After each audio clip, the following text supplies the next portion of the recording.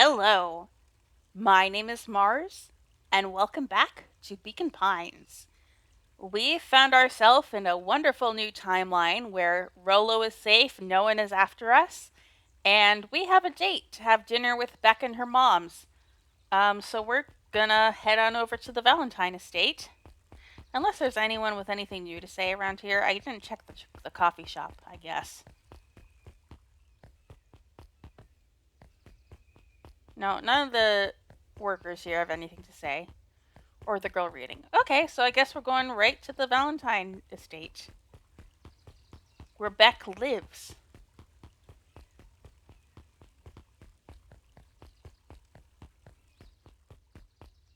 Oh, hello.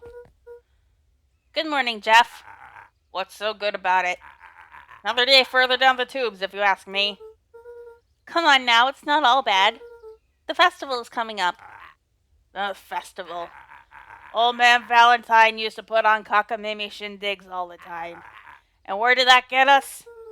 Well, it's perennial harvest putting on this one, and they're doing it for the whole town. As far as I see it, the difference between the old Valentine Company and the new perennial harvest outfit Jeff dug through his pockets for a bit. Is the difference between this empty soup can and this brown banana. But those are both garbage. Exactly. Okay. Eh, trying to get around you, Jeff. Ooh, what's over here? I can just go out in the street. Can I, get hit by a car if I stay out here too long? I've never been able to go into the drugstore. Creepy telephone booth.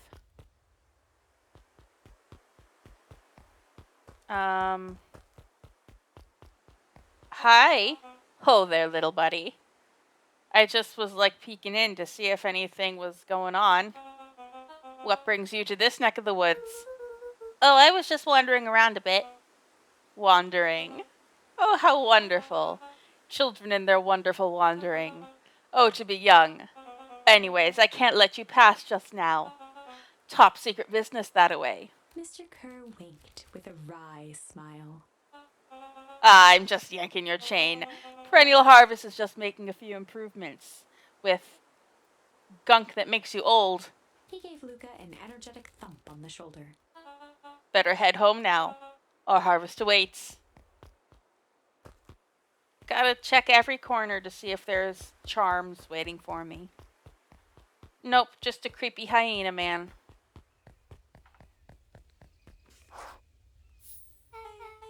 Who all lives in that house? Eris and Gus Valentine grew up there, and Solomon moved in a few years back. The creepy little kid in the vest. That sounds like the one. So just 3 people live in that huge thing? I bet a bunch of shady stuff happens all the time in a place like that. Not really. The Valentines pretty much keep to themselves. So it's empty and boring? Pretty much. What a waste. My mom says that it used to be way busier back before Sharper died. Before the foul harvest. Okay, that's like the 5th time someone mentioned this foul harvest thing. And you all use that same ominous tone. Eventually, you're going to explain to me how that harvest got all fouled up. But we can't keep my parents waiting anymore. This way.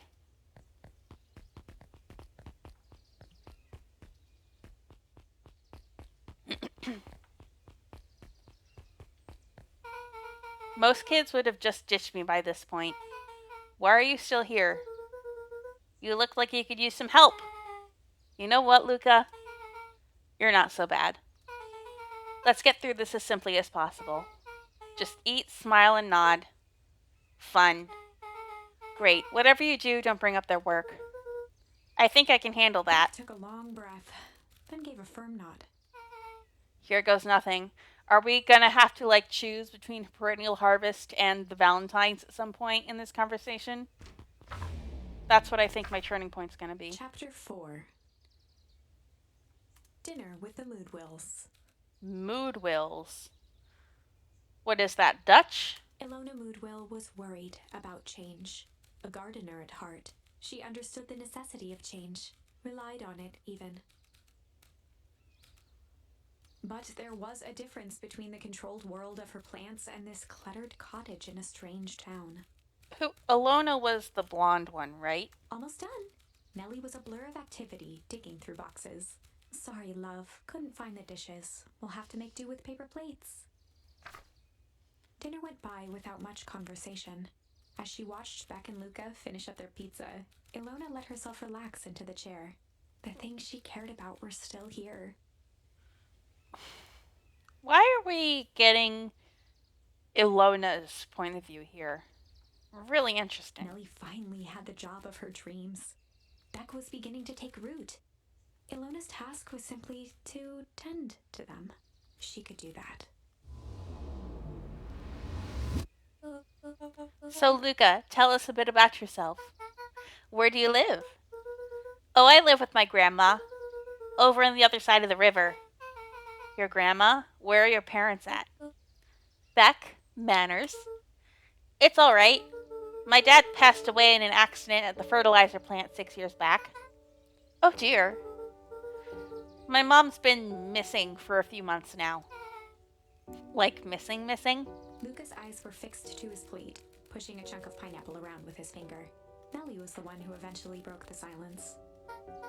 Luka, how did you like the pizza? Oh, it was good. Very good. Normally we'd have put more effort into dinner. Ilona nervously gestured toward the boxes. We aren't fully settled in, and Beck had mentioned that it's your favorite. I'm sorry, are we just skipping the part where he said his mom was missing? Beck! I'm sorry, Luka, this move has us all a little tired. Luka wiped his face with his sleeve. No, it's fine. So Beck said that you moved here for work? Beck gave Luka a swift kick under the table. Ow! I mean, what brought you to Beacon Pines? Oh, you were right the first time. We're here for work. Nellie won't tell you this, but she's a brilliant chemist. I don't know about brilliant, but I do love it. She's brilliant. Perennial Harvest just made her their newest lead researcher of deep engineering. Uh-oh. She makes it sound more impressive than it is. I'm just happy that I get to make a difference in the world. Perennial Harvest is at the forefront of evolving agriculture into something more useful than sprinkling water and excrement on the ground. Luka glanced over to Beck. She seemed to be holding her breath. What Nellie means, Luka, is that there are different ways to grow plants. Yes, some people talk to their plants and hope for the best. And some people happily leave their job to allow a loved one to pursue their dream. You swore you didn't. Beck slammed her fist into the table, perhaps harder than she intended. Hey, Luka, how about some dessert? I actually have to meet my friend Rolo Luka soon. glanced outside to gauge the time. The sky was darker than he expected, filled with ominous clouds. Looks like there's a storm brewing. I should get going. Oh, I didn't think there was any rain in the almanac. Yeah, almanacs aren't that useful around here. Luka wiped his mouth one last time with his napkin and started to get up. Like a physical, written almanac? Do they have the internet? What time period does this take place in? I guess Luka and Rolo are using walkie-talkies to communicate, which they don't have in this branch, I just remembered. So I guess this is pre-cell phones, pre-internet. Almanacs, though, geez. Thank you all for the pizza, it really was good. See you at the festival, Beck. That unlucky penny. Wait up. I'll walk you home. Surprised, Luka turned around. He knew Rolo could be prickly around new people, but Beck seemed cool. Rolo would warm up to her eventually. Probably. Luka began to respond, but the sky answered for him as the clouds above began to rumble or break. Should it thunder or rain? This is a weird choice. Why are we controlling what the weather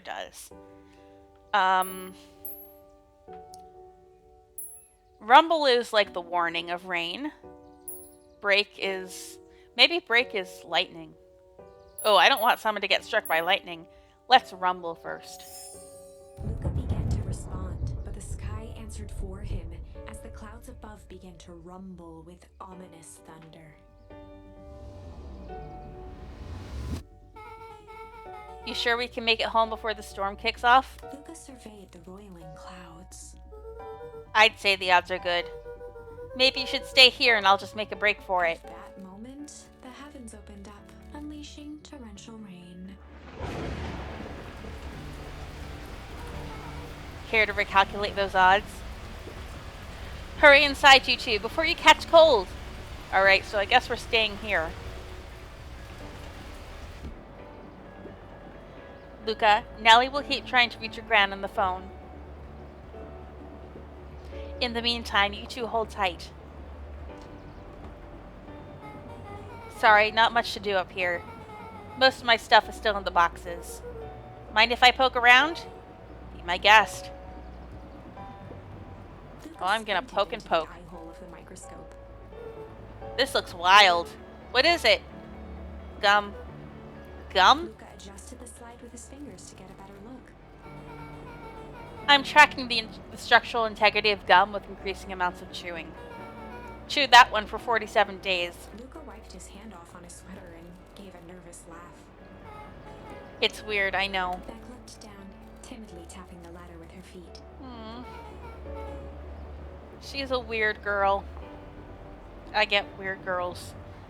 You think it's weird, don't you? A little. But weird can be cool.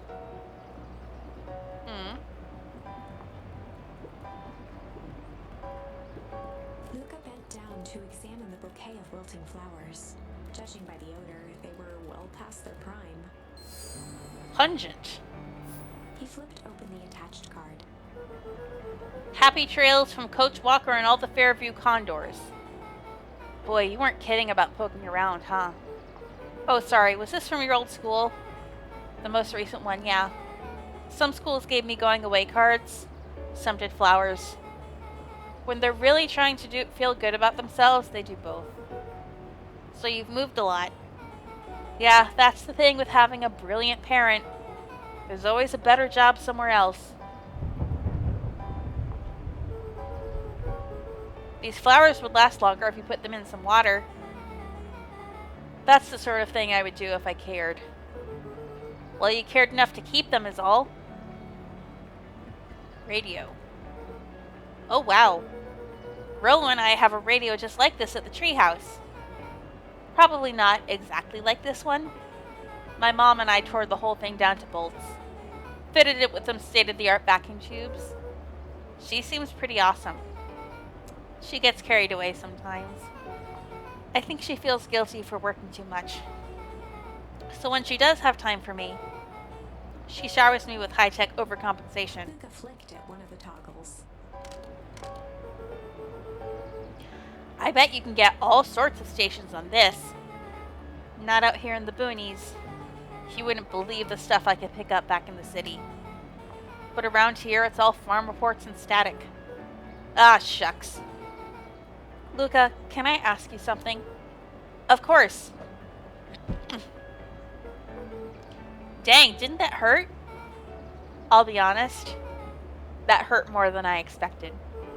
Well, at least you look cool doing it. Beck took a moment to watch the rivulets of water running down the window. Do you ever feel alone? Like, even when people are around? Well, Rolo can be pretty absent-minded sometimes. I'm serious. Does it ever feel like your family doesn't care what you want? It didn't used to feel that way. I know Gran loves me, but sometimes when she looks at me, it's like she's looking at a problem. Luka took a deep breath, exhaling slowly. I know the feeling. How do you deal with that? I guess I haven't yet. But one thing my dad told me when I was little, don't hold a grudge, especially against yourself.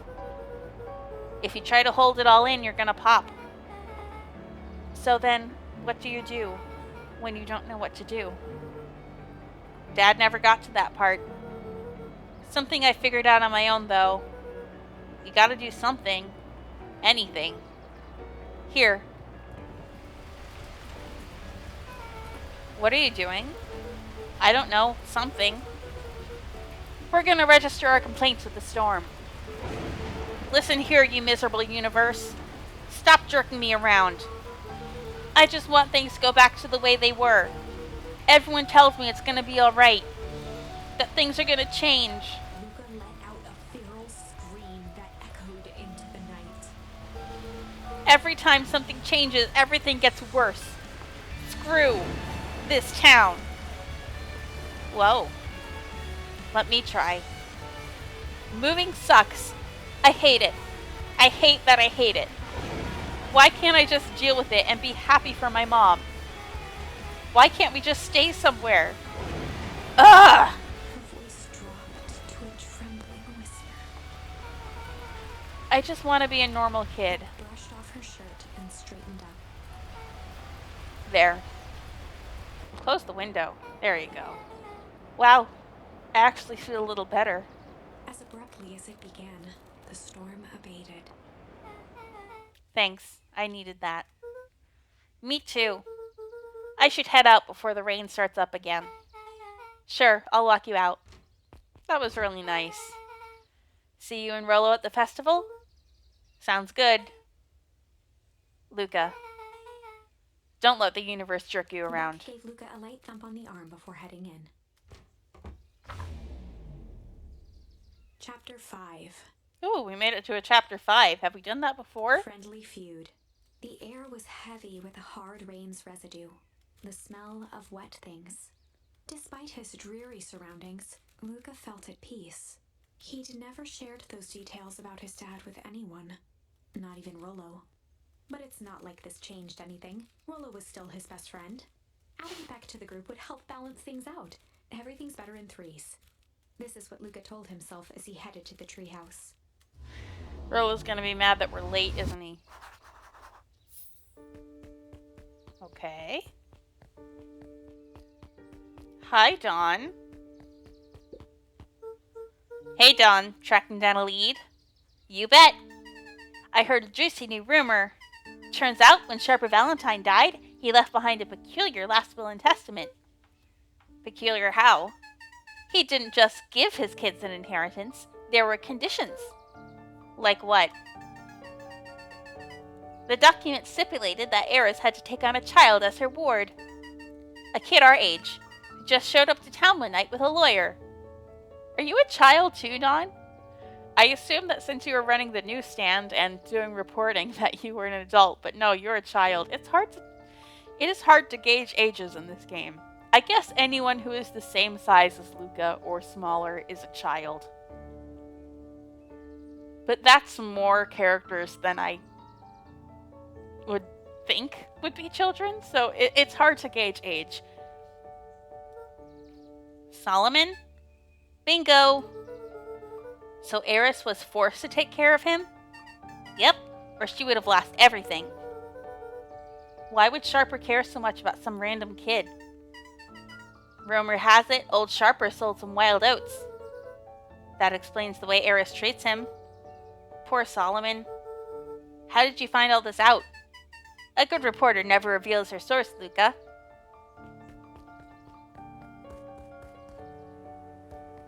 Can we go into the woods? Alright. Those mushrooms are glowing. Have they ever glowed before? Why is the light on in here? There are no lights on anywhere else, but there are lights on in the telephone booth. Upsetting. I know the truth about you, telephone booth. Oh, lady, it's late. He met his old friend's eyes and was greeted with nothing but ice-cold anger. Heavens, this is no time for fractured friendships. Okay, there are lights on upstairs. I wanted to see who was there. Excuse me, what are you doing? Just locking up for the night, sir. Oh, wonderful. I can only assume this means all festival preparations have been completed ahead of schedule. Not exactly, sir. The storm set us back a bit, and it's getting late, so we all decided to. You all decided? Yes, sir.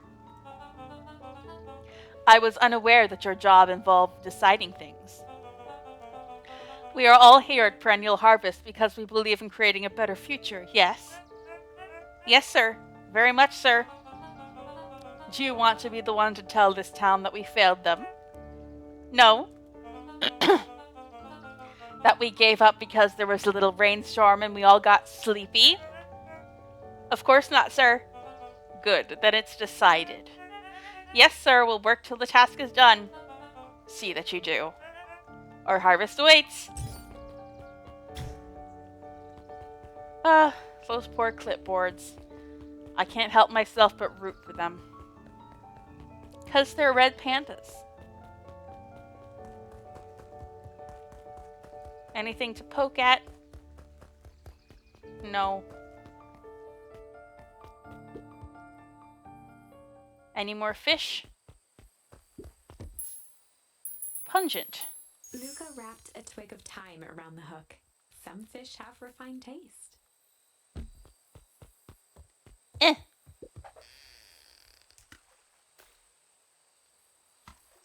There we go. I was a little too eager.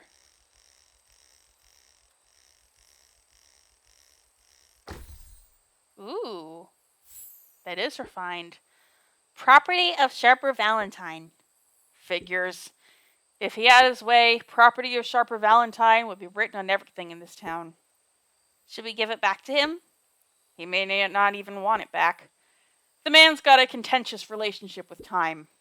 We'll keep it here in case he ever wants to pick it up. Okay. Do you think Dad was off because he has such a lousy opinion of the Valentines? Rolo, are you still up there? I'm sorry, Rolo isn't accepting visitors at the moment. Come back never.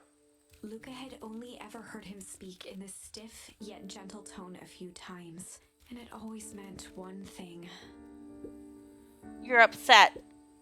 Oh, what makes you say that?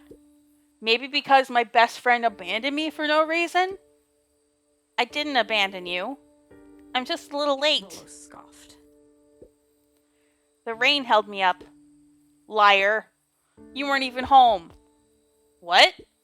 The storm got bad and I got worried, so I went looking for you. Imagine my surprise when I made it to your house and you weren't there. I hadn't made it back yet. I'm not a fool, Luka. It doesn't take all day to deliver some jam.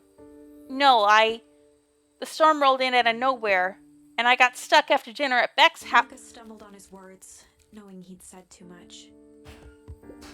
Beck? Dinner? What the heck is a Beck? She's a new kid in town. She's actually kind of cool. You'd like her. She needed help convincing her parents that she made new friends. New friends? I spent all day waiting for you, and you were off making new friends? It's not like that, Rolo. You know, while I was waiting, I made some upgrades in mission control. It was gonna be a surprise, but you took so long the storm knocked it all down. Just like you knocked down our friendship. What does that even mean? Luka became instinctively angry in response. Both boys were now shouting across the distance. It means you're a bad friend. You don't care about me.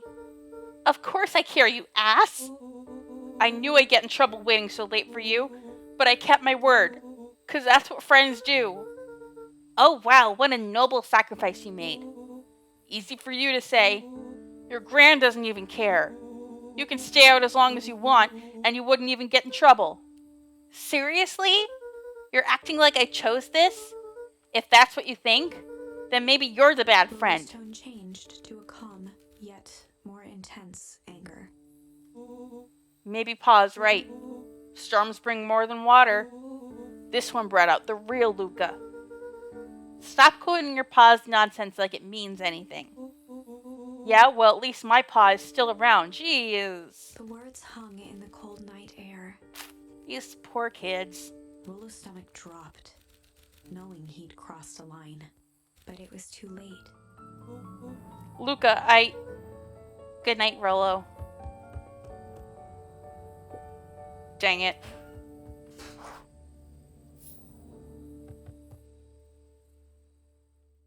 Nighttime, I guess. Luka dug through his old stuff, not even sure what he was looking for.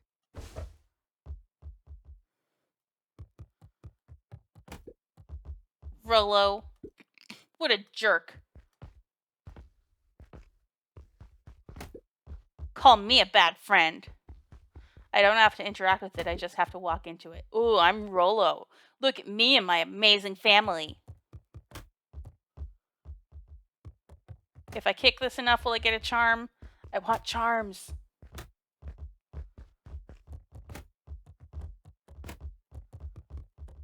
I'll kick it.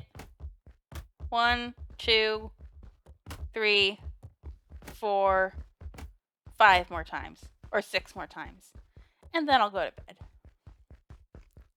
But not before I check whether Gran's bed has any charms for me. I guess I'm just never supposed to make new friends. Weep.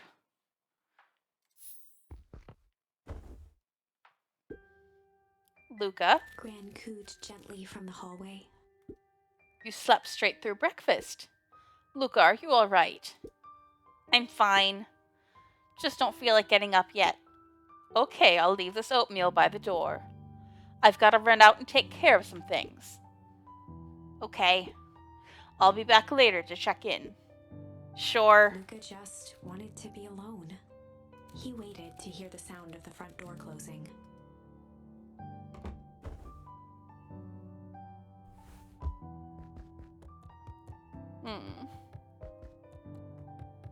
Fights with friends, never fun. If Rolo thinks I'm still going to the festival with him, he can shove it. Oh. I bet Rolo's still going to go to the festival. He's going to be miserable. Are we... Luka dozed off again. Oh, we're not leaving. Luka, I see you didn't eat your oatmeal. Wasn't hungry. Well, just in case you get hungry, I'll leave a sandwich here too. Thanks.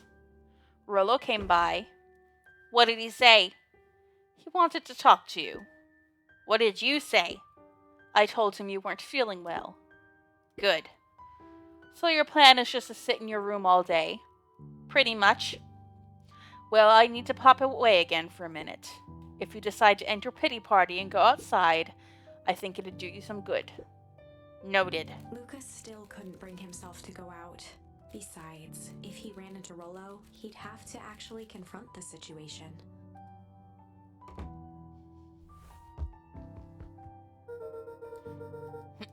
Alright. There's never anything interesting at the festival anyway. Huh? Oh.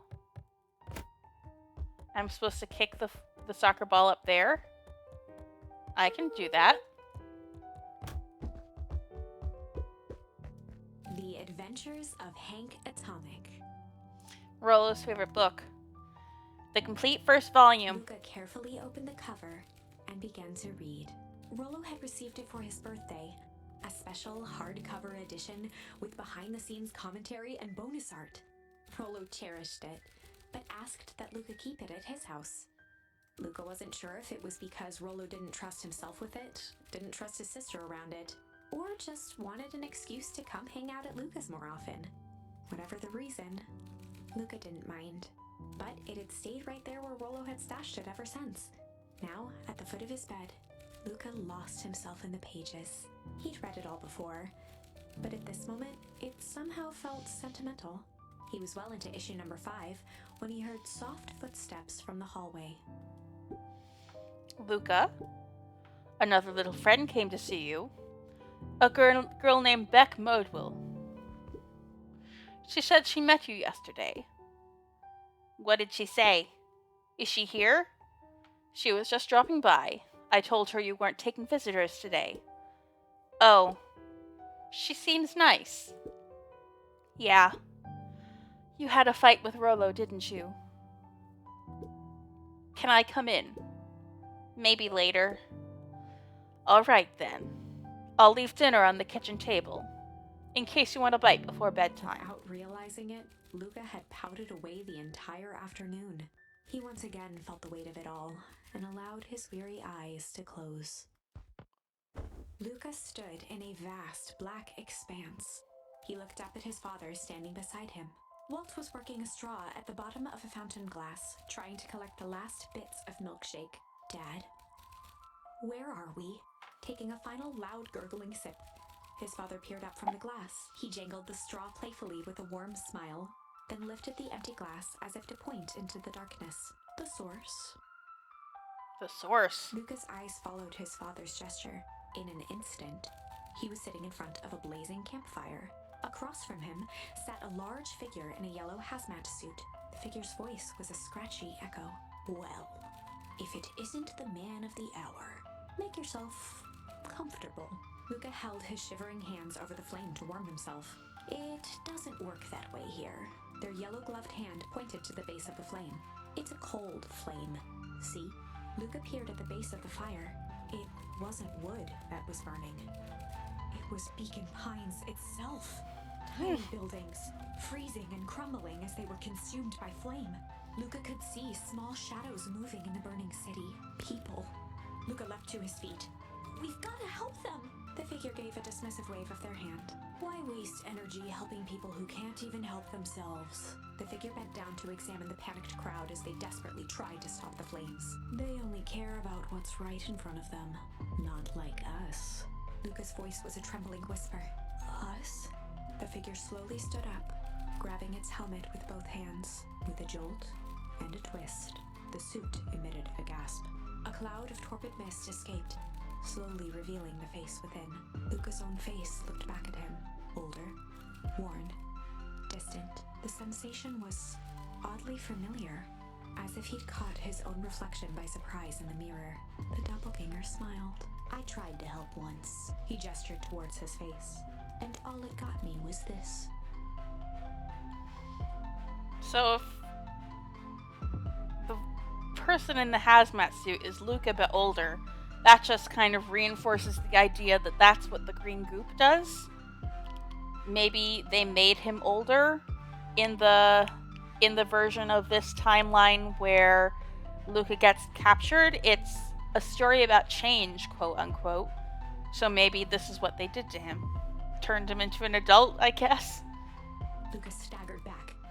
You aren't me. Luka felt a hand catch his shoulder. His father was there again, beside him. Every choice sets us on a path. This is the end of one of your paths, son. Luka watched his older self shake its head ruefully, its face twisting into a cruel grin. Well, Dad, if you wanted him to see this, far be it from me to disappoint. Luka watched in shock as the figure took a confident step forward and plunged into the flames. In a flash of cold light, he was gone. What does all of this mean? Luka felt a reassuring squeeze on his shoulder. Just remember, why we choose matters just as much as what we choose. Luka woke up to see a hazy figure at the foot of his bed, silhouetted in the morning sun. Mom? No, dear. It's only Gran. Luka rubbed his eyes. The kind, concerned face of his Gran came into focus. How are you feeling? Fine. Anything you want to talk about? I don't feel like talking. That's just as well. How about you sit there and listen a bit? Whatever you and Rolo fought about doesn't matter. But he... Gran silenced Luka with a gentle pat on the leg. Fights between friends happen. What was said doesn't matter. The important thing is that it's not the last thing you ever say to each other. But he said stuff about Dad. Well, do you think he meant it? No. He was just mad. And did you mean any of the things you said to him? No. Good. One must appreciate friends in their best moments and accept them in their worst. Ah. Now get your little butt out of bed. The festival's today. You don't want to miss that, do you? I guess not. Seems like a good opportunity to make amends with Rolo, doesn't it? Luka gave a reluctant nod. So buy him a corn dog and apologize. But he's the one that. What did I just say? Buy him a corn dog. That's a good boy. Everything's better with corn dogs. I need to get going now. Get some last minute festival business to take care of. I'll come find you at the fountain a little after lunch. All right. I love you, Luka. Love you too. Luka took a deep breath. Okay. Chapter 6. Chapter 6. We got so Through far. thick and thin. Despite Luka's bitterness, Gran was right. He needed to hash things out with Rolo. A big fight changes the nature of a friendship. Whether, in the end, it is for the better or for the worse, all comes down to understanding. If one is not careful, the same familiarity that builds the strongest of bonds can become the wrecking ball that shatters them. Luka emerged from seclusion, taking in the crisp festival air, but the events of the day weren't on his mind. He had to find Rolo. Okay. We're going to find Rolo in the next episode. That was a lot of emotional stuff in that one. I liked it. I liked it a lot. I especially like the scene with Beck. I like her a lot. Um, but of course, I like Rolo, and I want Luka and Rolo to be friends. It was nice that the game took a break from the sci-fi creepy stuff for a minute and got down into the emotions of these characters too.